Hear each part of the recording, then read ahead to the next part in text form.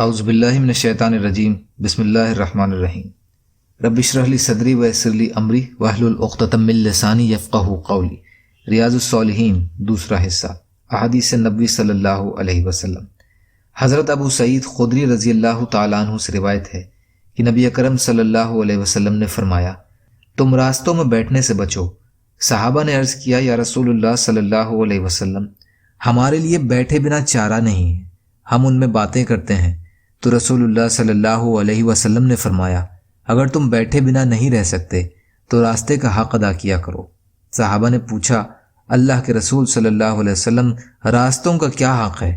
آپ نے فرمایا، نگاہ کو نیچی رکھنا، تکلیف دینے والی چیزوں کو ہٹا دینا، سلام کا جواب دینا، نیکی کا حکم کرنا اور برائی سے روکنا۔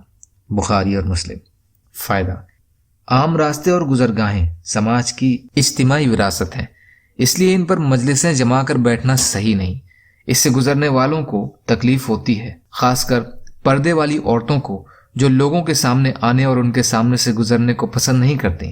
لیکن اگر بیٹھے بنا چارہ نہ ہو، جیسے گھر تنگ ہو یا اس طرح کی کوئی مجبوری ہو، تو پھر باہر بیٹھ کر ایسے کام بھی کرنے چاہیے جن سے ایک تو انسان گناہوں سے بچا رہے، جیسے گزرنے والی عورتوں سے نظر بچا کر رکھنا، دوسرے لوگوں کی راحت کا دھیان رکھنا، اور تبلیغ اور دعوت کے ذریعے ان کی اصلاح کرنا۔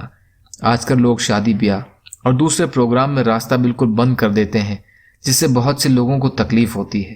یہ بھی شرعی نقطہ نظر سے بہت ہی بری حرکت ہے۔ اپنے انفرادی کام کے لیے ہزاروں لوگوں کو تکلیف دینا شرعی اور اخلاقی طور پر کیسے اچھا ہو سکتا ہے، خاص کر جبکہ یہ پروگرام بھی اللہ کی نافرمانی، بیجا خرچ اور دوسری شیطانی کاموں پر مبنی ہوتے ہیں۔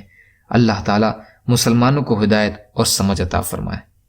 یا اللہ ہم سب کو کہنے اور سننے سے زیادہ عمل کی توفیق عطا فرما۔ یا اللہ مظلوموں کی مدد فرما، ہم سب کو اپنی استطاعت کے بقدر اپنا حق ادا کرنے والا بنا۔ یا اللہ رحم کا، کرم کا، عافیت کا معاملہ فرما، سچی توبہ کی توفیق عطا فرما۔ جو پریشان حال ہیں ان کی پریشانیوں کو دور کر دے، جو بیمار ہیں انہیں شفا عطا فرما، جو قرض میں ہیں ان کے قرضوں کو ادا کروا دے۔ یا اللہ آپ جیسا بہتر سمجھیں ویسے ہماری حفاظت فرما۔ اللہم انا نجعلک فی نحورہم ونعوذ بک من شرورہم برحمتک یا ارحم الراحمین۔ لا الہ الا اللہ محمد رسول اللہ۔ السلام علیکم۔